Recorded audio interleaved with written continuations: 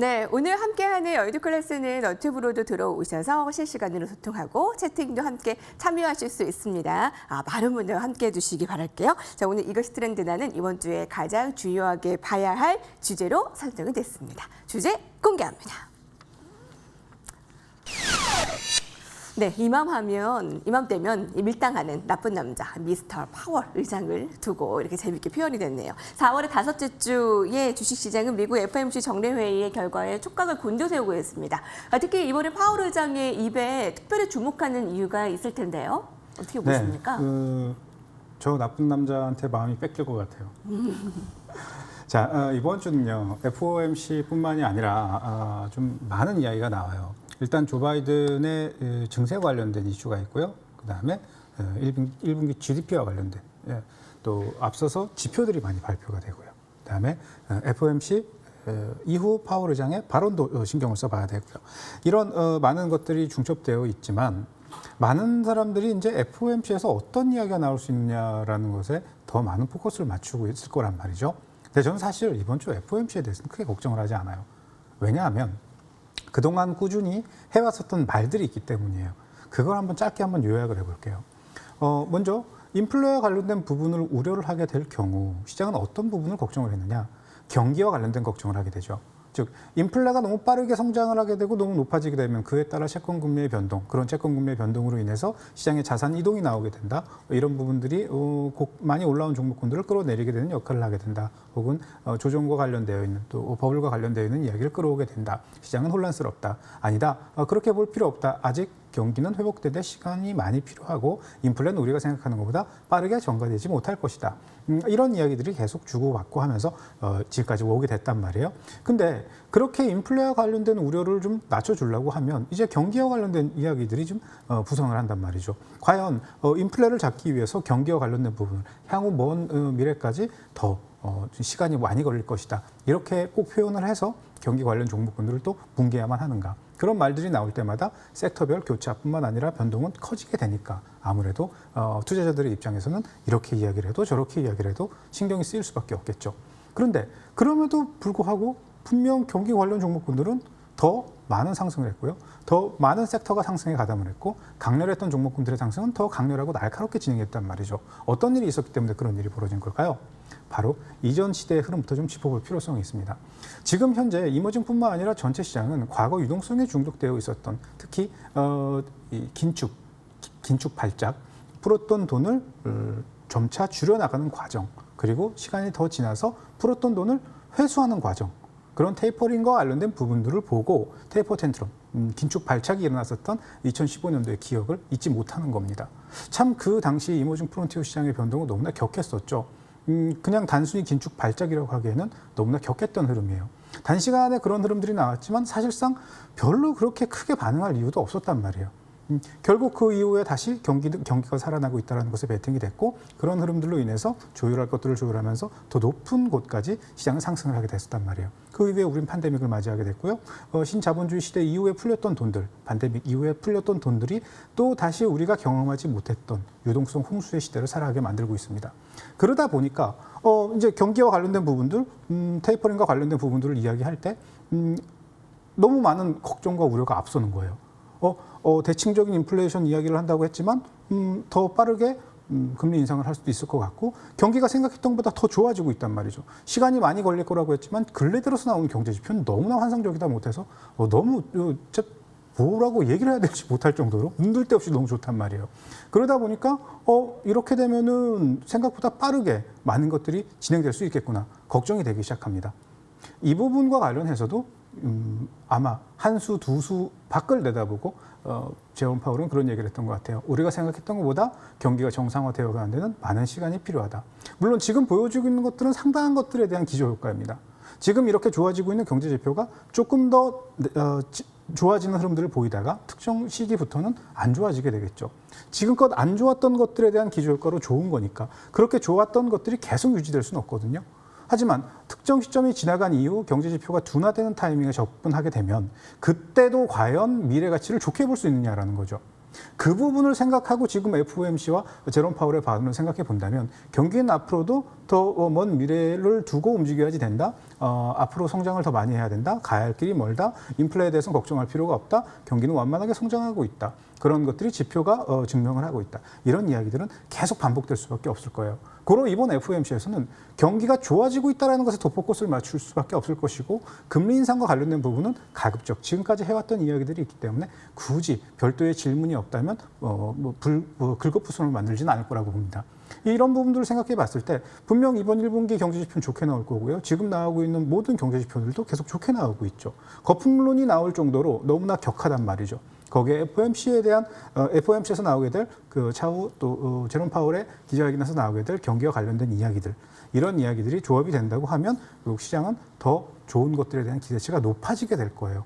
저는 근데 바로 이게 조금 신경이 쓰인다라는 거죠. 제가 이 자리에서 경기 관련 종목군들과 뭐 조선주라든가 해운주라든가 소비 관련 종목이라든가 돌아갈 수 있는 종목군들을 말씀드릴 때까지만 해도 많은 사람들이 비난을 했었죠. 그런 종목군들이 어떻게 갈 수 있겠냐? 실적이 그게 뭐냐? 말 되도 없는 종목들이 어떻게 올라갈 수 있겠느냐? 지금 매체를 보시기 바랍니다. 얼마나 많은 사람들이 조선주와 해운주와 그런 종목군들에 집착을 하고 있는지. 물론 그렇다고 해서 못 가는 건 아니에요. 잠시 가던 속도를 멈출 수 있겠죠. 하지만 여기서 더 상승을 하다가도 흔들어 버릴 수 있겠죠. 시장이라는 곳이 항상 그러니까요. 그럴 수 있는 어떤 빌미가 될 수 있다면 저는 너무 좋은 이야기가 나올 때, 거역할 수 없는 악재가 나올 때와 거역할 수 없는 호재가 나올 때, 이럴 때는 좀 경계를 해봐야 되지 않을까 싶어요. 즉 이번 FOMC와 관련된 부분들 긍정적인 이야기가 많이 나오게 될 겁니다. 또 우려했던 이야기들은 상대적으로 부각시키지 않을 거라고 봐요. 이런 것들을 전제할 수 있는 많은 이야기들이 더 좋은 지표와 더 좋은 방향성, 더 좋은 모멘텀을 작용하게끔 만들어줄 거라고 봅니다. 하지만 그럼에도 시장은 주춤하는 모습이 나올 수 있어요. 이런 것들을 경계해서 이번 주에는 떠오르는 종목군들을 추격해서 매수하기보다는 좋은 종목이었다, 저걸 한번 사보고 싶었다라고 하면 기다렸다가 눌림을 활용해서 매수해 보시고 어떠한 기준을 둬보시기 바랍니다. 11선 정도에 들어오면 사야지, 21선 정도에 들어오면 사야지, 그렇게 어떤 개념들을 잡아두시고 본다면 굳이 FOMC 이후에 어떤 이야기가, 어떤 상황이, 또 지표가 어떤 시장에 어떠한 영향을 주게 될까에 대해서 스트레스 받지 않으셔도 될 겁니다. 생각을 많이 하지 마시고 나오는 현상에 적응하면서 보게 된다면 이후에 나올 수 있는 흐름에 대해서도 충분히 좋은 성적을 거두실 수 있을 겁니다. 네. 캐나다 중앙은행이 주요 중앙은행 가운데 테이퍼링을 결정한 가운데 이번에 미국의 FOMC 이후에 진행될 기자회견에서 파월 의장이 이제 돈을 흡수하겠다, 테이퍼링에 대한 언급에 대한 촉각이 곤두세워져 있는데 정재훈 위원님께서는 그러지는 않을 것이다, 이 긁어부스럼을 나타내지는 않을 것이다라는 의견을 주고 계세요. 경기 회복 완만히 되고 있고 아직 인플레 걱정할 것 없고 가야 할 길이 멀다. FOMC 긍정적인 이야기가 아마 좀 더 많을 것이다, 부정적 이야기보다. 그럼에도 불구하고 이번 주에 주가는 조금 주춤해질 수 있다. 네, 그 점에서 부분에 올라간다면. 그 점에서 좀 전략을 좀 맞춰서 세워야 될 필요가 있어 보여요. 네. 스칼렛 위원님께서는 어떻게 보십니까? 네, 저도 마찬가지로 놓고 보고 있습니다. 아무래도 이번에 FOMC 회의 자체에서 갑작스럽게 이제 그간에 있었던 이런 정책적인 변화를 보여주기에는 쉽지 않을 거라고 생각이 됩니다. 그 이유가 지금 시점에서 우리 실질적으로 백신이 계속해서 접종이 확대가 되고 있음에도 불구하고 지속적으로 코로나 이슈들이 계속 나오고 있는 상황에서 시장의 불안을 크게 야기할 만한 그런 정책적인 변화를 급하게 나타낼 그런 이유가 없는 그런 상황이기 때문에 이제 이번 그 FOMC의 결과 자체는 우리가 시장에서 예상하는 그런 수준을 크게 벗어나진 않을 거라고 생각이 됩니다. 그러나 다만 여기에서 추가적으로 인플레이션을 억제를 할 수 있을 만한 추가적인 조치를 적극적으로 취하기에도 그렇게 급한 상황이 아니거든요, 연준이. 그렇기 때문에 지금 이 같은 부분들에 대해서 긍정적으로 시장이 평가하는 그런 부분들보다는 오히려 이 같은 부분을 통해서 지금 시점에서 우리가 전주에 같은 경우에도 이 같은 증세 부분에 따라서 어느 정도 출렁임이 있었지만 이 호실적에 대한 기대감들, 이번 주에는 이벤트의 주다라고 해도 과언이 아닌 게 앞서 말씀해 주신 것처럼 FOMC나 각종 지표 발표들, GDP라던가 인플레이션 부분이라던가 그런 부분들 FOMC뿐만이 아니라 주요 기업들의 이런 실적 발표를 앞두고 있습니다. 테슬라, 마이크로소프트, 애플, 페이스북, 아마존 같은 시총 상위주들의 이런 실적이 대거 발표가 되기 때문에 그와 관련돼서 우리가 호실적에 대한 기대감 기대감들로 전주부터 이렇게 사상 최고치를 경신을 하고 있는 그런 모습이거든요. 그런데 실질적으로 이 같은 시장의 실적 개선에 대한 부분들은 어느 정도 시장에 충분히 반영이 되어 있다라고 봅니다. 그렇기 때문에 시장의 기대치를 크게 웃도는 수준이 나오지 않는다라면 호실적이 나오더라도 시장이 반응을 하는 부분들은 약할 거라고 생각이 되고, 실질적으로 사상 최고치를 경신을 하고 있는 증시 상황에서 시장이 어느 정도 이제 조정의 이런 빌미를 좀 잡으려고 하는 그런 모습들을 보여주고 있습니다. 그렇기 때문에 앞서 말씀드린 것처럼 FOMC 자체 회의 결과 자체가 뭐 크게 변동이 있을 거다라고 생각이 되기는 않겠지만, 정준 의원께서 말씀해 주신 것처럼 전반적으로 이번 주 그리고 다음 주 정도는 단기적으로 고점부에서 어느 정도 고점에 대한 부담감을 갖는 기간 조정의 이런 흐름들이 나올 수는 있다라고 보고 있습니다. 그래서 지금 시점에서 우리가 그간에 이 같은 실적 개선에 대한 기대감들로 인해서 증시 자체가 굉장히 상승자리를 많이 보여줬었는데요. 그렇기 때문에 이 같은 부분들에 대한 어느 정도 밸류에이션이 높아진 상황에서 성장주들에 대한 부분들이 또 다시 우리 오늘 시장 같은 경우에도 코로나 확산에 대한 그런 우려감들이 다시 한번 불거지면서 백신 관련주를 중심으로 해서 제약 바이오주들 움직임들이 대거 재상승을 좀 보여주는 그런 흐름들을 보여줬는데요. 이 같은 부분들을 쫓아서 움직이는 것은 다소 좀 부담스럽다고 생각이 됩니다.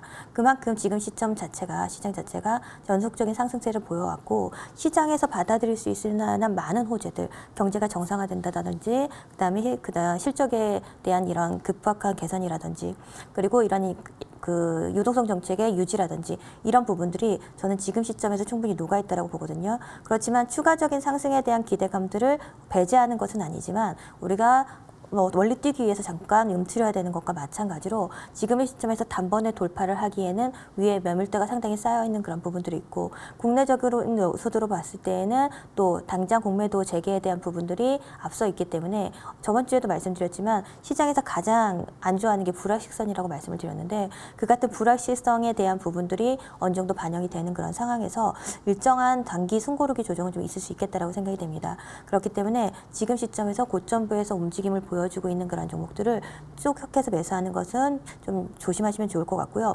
오히려 지금 시점에서 시장이 고점부에서 조정의 빌미를 좀 잡을 수 있다라고 생각이 되는데, 그 빌미를 잡을 수 있는 게 첫 번째로 인플레이션 우려감일 거라고 생각이 됩니다. 그리고 그와 연계돼서 움직일 수 있는 현재 최근엔 좀 안정이 되어 있는 국채금리의 재상승, 이런 부분들이 압력을 받을 거라고 생각이 되는데요. 그렇다라고 한다면 시장이 조정이 올 때 오히려 그 부분들을 호재성으로 작용할 수 있을 만한 금리에 대한 수혜주들이라던가 인플레이션 관련 수혜주들, 이런 종목들을 우리가 이 같은 조정을 이용을 해서 오히려 포트에 좀 담아두신다라고 한다면 우리가 시장의 이런 변동성 대비해서 상당히 안정적이면서 수익을 좀 챙길 수 있는 그런 기회가 되지 않을까 싶습니다. 네, 지금 코스피 코스닥의 상승이 계속 랠리 같은 모습을 4월 내내 보였기 때문에 위 매물대가 좀 강한 편입니다. 그것을 염두에 둔 기간 조정 이후에 한 번에 또 이렇게 보던 기간 조정 이후에 좀 더 긍정적인 흐름을 예상하면서 전략 세우면 되겠는데, 왜 이번 주는 FOMC 회의에 가장 초점이 맞춰지면서 파월 의장의 입에 전 세계 이게 투자자들이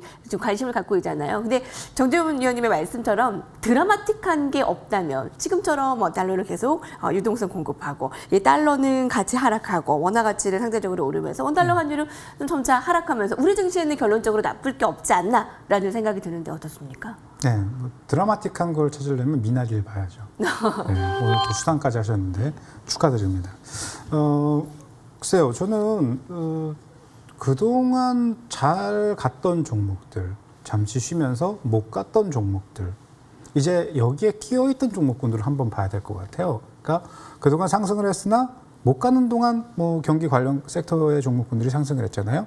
근데 이것도 가고 저것도 가고 이것도 갔지만 그래도 못 간 애들이 있어요. 뭐냐 하면 하락하고 나서 단기 낙폭 과대에 대한 반발이 제대로 일어나지 못한 종목들이죠. 그런 것들에 대해서는 짧게 반발 정도 볼 수 있는 여지가 있다고 보고요. 경기와 관련된 부분들은 앞으로도 계속 좋아질 수밖에 없어요. 하지만 어느 정도 일정 선상에서 기저효과를 보인다고 해도 미래가치에 대한 부분을 두고 어떤 투자가 증가했다면 지출이 늘어난 것만큼 이익률은 떨어지게 되겠죠. 그렇게 해서 실적이 안 좋아지기 때문에 팔아야 된다. 그러고 팔면 아마 누군가 분명히 그런 종목을 밑에서 어마어마하게 사게 될 겁니다. 즉 지표가 어떻게 나오는 것이 유리한 것이냐라는 거를 좀 세부 지표를 보면서 살펴볼 필요가 있고요. 전반적인 것들은 다 대부분 긍정적인 흐름을 보일 것이다. 눌림 이용해서 매수하는 것을 습관화하시고 큰 그림을 보고 따라가시면 좋을 것 같아요. 네, 오늘 여의도 클래스 이것이 트렌드다에서는 이맘때면 밀당하는 나쁜 남자, 미국인 미스터 파월에 대해서 이야기 나눠봤습니다. 한 번 더 정리하시죠.